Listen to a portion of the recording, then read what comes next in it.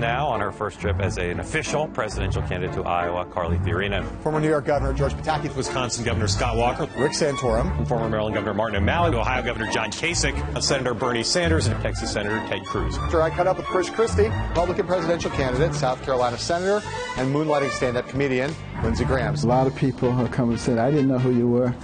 But, you know, the wonderful thing is, you know, like I was in the airport yesterday on the way here sitting down, a lady comes up to me and she says, I'm a staunch Democrat, but I love you.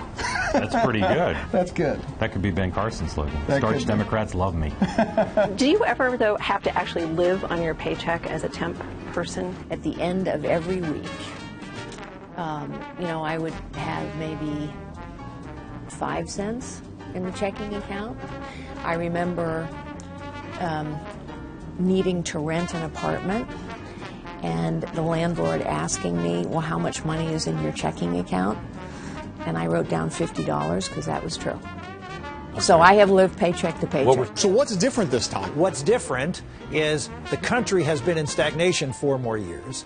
I've recognized what the core of that problem is, and we have an economic platform that's going to not only unite America, but win this election. Using an arbitrary number, which is exactly what national polls are, to divide candidates in any way is not in the best interest of getting the right candidate to run. It's not a matter about me or anybody else. It's a matter about the people of America and the people in the early primary states who are going to be paying most attention to have the chance, the opportunity to see everybody in an equal So again, footing. Senator Bernie Sanders, thanks for making time for us this evening.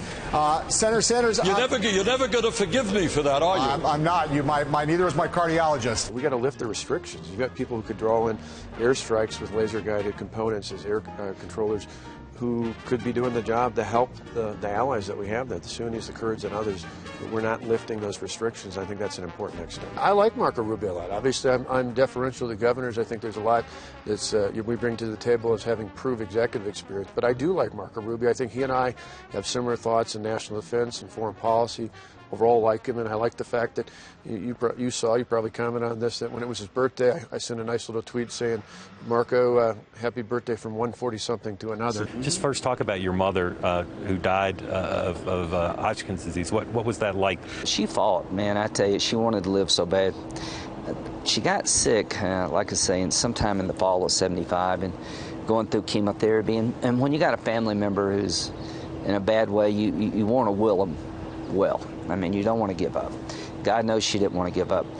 Easter, that Easter in '76, she had her best Easter. She was feeling good, and she cooked dinner for the first time in a long time. So just the 4 of you, other family there? Yeah, no, there was some family at first, but in the evening it was just us sitting there on the couch. And I remember saying, well, boy, I gave you a good dinner, didn't I? I said, yes, ma'am, you did.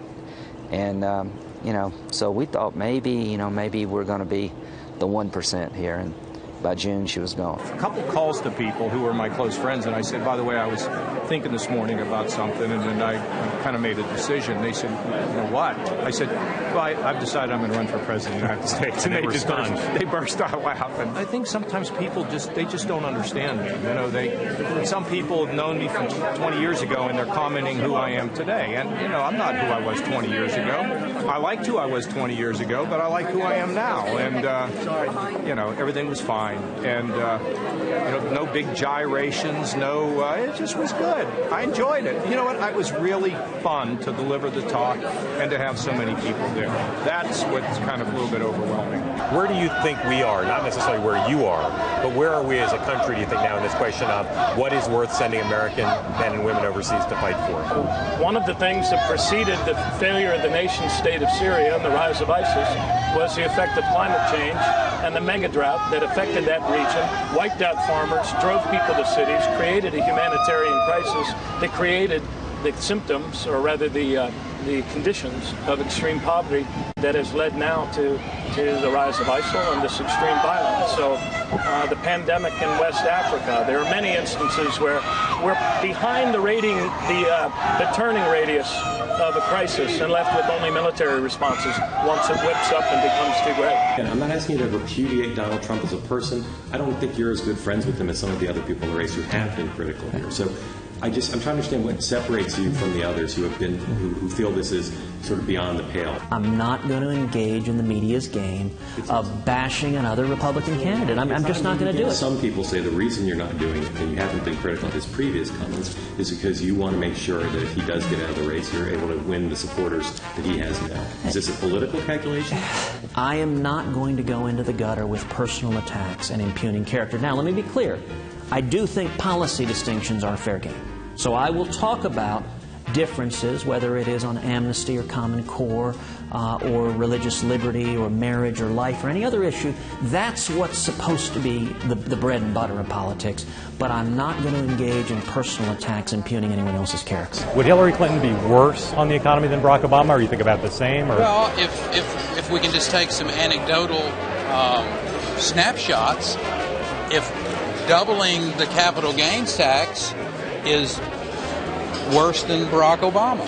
So in that case, I would say worse. Bloomberg's Jennifer Epstein asked Clinton about her position on the Keystone Pipeline.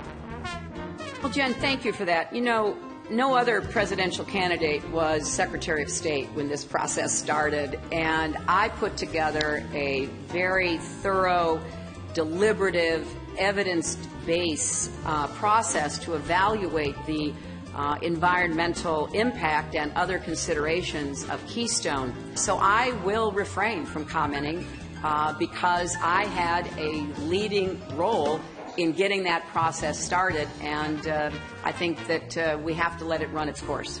Do you have a goal tonight? I want all 1,200 people, including Hillary Clinton's supporters, to come out and put on my pins. That is my goal. That's your goal. All right. My goal. It's a modest goal. It's a modest goal. So just to go back to the nervous thing, when you get nervous, what happens? I get louder. Louder. Occasionally I get monstrous. So you might do the monster on stage? I do the monster. I was shocked when I saw, given the choice between Bruce Springsteen and John Bon Jovi, that you sided with John Bon Jovi. If you had to choose between Bruce Springsteen and Bon Jovi, not their music, but choose between them. Oh, well, then now you open the door. Sure, John's become a friend over the last few years, and so and Bruce I have a cordial relationship with. We know each other. We've worked on some things together. But John and Dorothea have become friends of mine and Mary Pat's, and so Mary Pat and I answered it the same way, even though I've been to 124 Bruce Springsteen shows, and I think I've been to 4 Bon Jovi shows. So from a music perspective, Bruce is in my history, but John's become a friend. But I'll ask you the question then. Desert Island Discs, right? If you were going to an island, and you could only take the catalog of one or the other, what would you take? Catalog? You could take the catalog of one or the other. You pick. Springsteen or well, I would Bon take Jovi. Springsteen. The question is whether Santorum can do better than Romney did on this set at the national sport of Iowa, which is bags. So, Senator, we're going to give you a shot at this, and we're going to also talk to you about some politics while you do it, okay? So first, let's see how you do here. Give it a shot. Let's give it a shot. Whoa! Give it to me. A hole in one. Come on, there you go. You might want to just How about stand pat that? with Okay, that. thank you all very much. Good night. Good luck. All right, so you just held a press availability while eating pork. I'm wondering if you'll commit as president to have all your press conferences while you eat Iowa pork. That would be fun. Governor, you have any tattoos? How are you? Good to see you. Is that a no? Did you ever get close? No. That I can remember. Governor, getting elected one vote at a time, is that a challenge? 330 million people, it's a challenge for sure, but this is how you win in Iowa. Sitting people one-on-one, retail politics, talking You to don't want them. to lob it in. You got to be here. You can't helicopter in and leave. You got to be all in. He gave out my cell phone number on national television, so I had fun with it. And at the end of the day, we'll get serious. This is the silly season. Your monster imitation. Can you get...